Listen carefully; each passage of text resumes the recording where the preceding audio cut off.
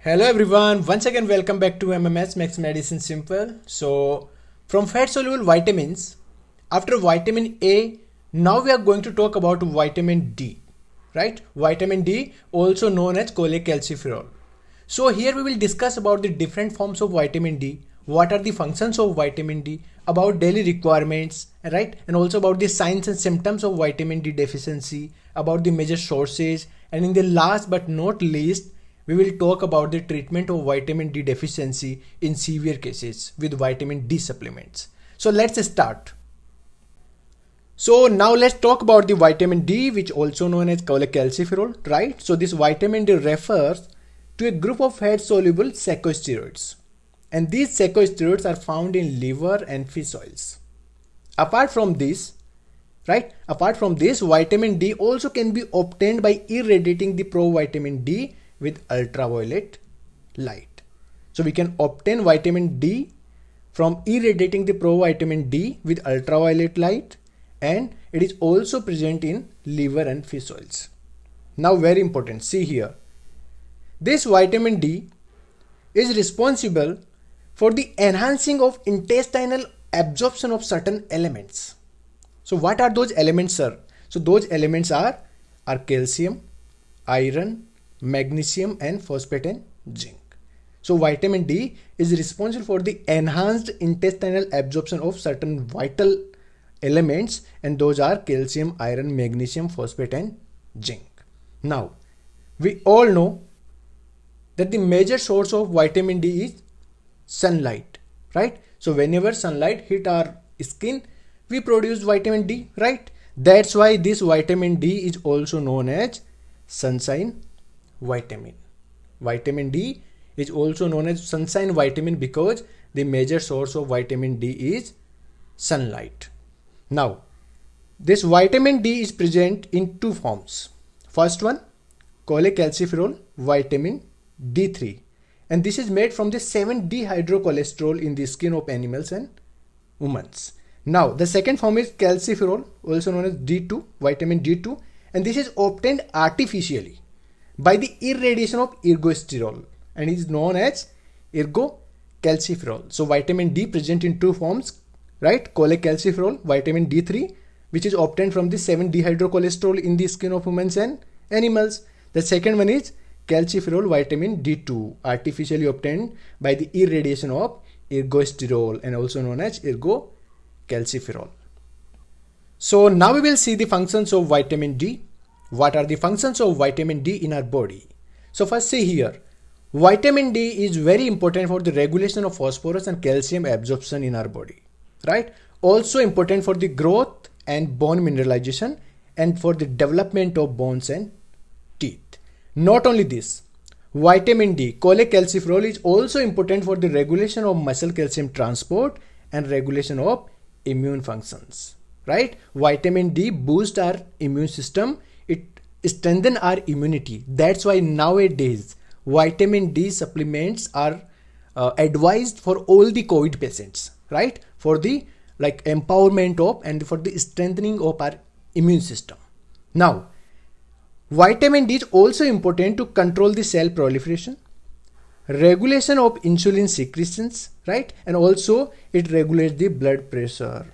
So vitamin D is very important for the phosphorus and calcium absorption, also for the growth and bone mineralization, development of our bones and teeth. Not only this, also for the regulation of muscle calcium transport, right? Also for the regulation of immune functions, to control the cell proliferation and regulation of insulin secretion and blood pressure regulation. So after functions of vitamin D, now let's talk about the daily requirement of vitamin D. So in men and women, the daily requirement of vitamin D is 0.01 milligram. Also in pregnant and lactating mother, the daily requirement of vitamin D is 0.01 milligram. And even in infants and children, the daily requirement of vitamin D is 0.01 milligram. So looking over this, one thing that we can understand, the importance of vitamin D throughout our life, right? The importance of vitamin D throughout our life is same, right? So whenever we are deficient of vitamin D, we have to take certain amount of vitamin D in the form of diet or supplements. So after functions and daily requirement of vitamin D, now we are going to talk about the signs and symptoms of vitamin D deficiency, right? So we all know that vitamin D is very important for the functioning of various systems in our body, right? So whenever one individual is deficient of vitamin D, he might develop asthma and wheezing, right? So whenever the deficiency of vitamin D affect our respiratory system, the individual will manifest with asthma and wheezing. Now, we also know the importance of vitamin D in the regulation of insulin secretions, right? So whenever the individual is deficient of vitamin D, he might develop type 1 diabetes mellitus. Not only this, also for the growth and bone mineralization, this vitamin D is very important. So whenever the individual is deficient of vitamin D, he might develop osteoporosis and rickets. Now, let's talk about the muscles. We know the role of vitamin D in the transportation of calcium in muscles, right? So whenever the individual is deficient of vitamin D, definitely the calcium transportation in muscles will be disturbed, right? So the person can manifest with myalgia, muscle ache and weakness. Now, very important, the role of vitamin D in our circulatory system. We know the importance of vitamin D in the regulation of blood pressure. So in individuals who are deficient of vitamin D, might develop high blood pressure, hypertension and coronary heart disease, CST. Now, the most important organ system, our brain, right? So whenever the individual is deficient of vitamin D, right, he might develop the most serious depression. So generally whenever one individual is deficient of vitamin D, cholecalciferol, he might develop asthma, wheezing, type 1 diabetes mellitus, right? When you talk about the bones, he might develop osteoporosis, rickets, myalgias, weakness, hypertension, CSD and depression.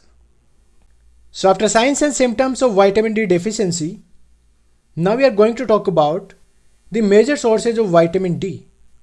What are the sources which are rich with vitamin D, and we can take those sources in our diet and we can replenish the deficient stores of vitamin D. So see here, the first one that we all know, sunlight. We all know sunlight is the most important, the major source of vitamin D. That's why 30 minutes every day, right? Every day 30 minutes sunlight exposure is recommended. Now, apart from sunlight, the major sources of vitamin D are tuna fish, cod liver oil, orange juices, egg yolk, oysters, cereals, tofu. Not only this, also Swiss cheese, mushrooms and milk. These all are the major sources of vitamin D. So in our previous slide, we talked about all the major sources of vitamin D, right, which are highly rich in vitamin D. We can take all those sources to replenish the deficient stores of vitamin D. That's cool. But now what about those patients who are severely deficient of vitamin D?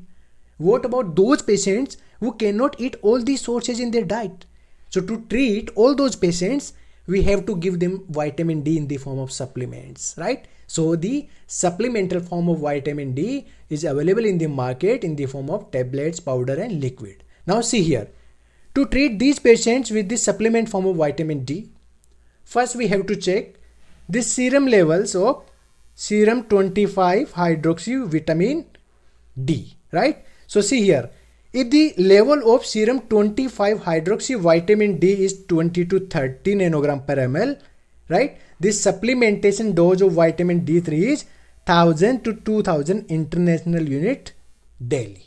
Now, if the level of serum 25 hydroxy vitamin D is 12 to 20 nanogram per ml, then the vitamin D3 supplementation dose is 2000 international unit daily. Now, if the level of serum 25 hydroxy vitamin D is less than 12, but still the patient is asymptomatic, then the dose is 4000 to 5000 international unit daily. Now, when the level of serum 25 hydroxy vitamin D is less than 12 and the patient is also symptomatic, so in those patients, the dose of vitamin D3 supplementation is 30,000 international unit weekly, right? So this is how we can treat one severely vitamin D deficient patient with the help of vitamin D supplementation.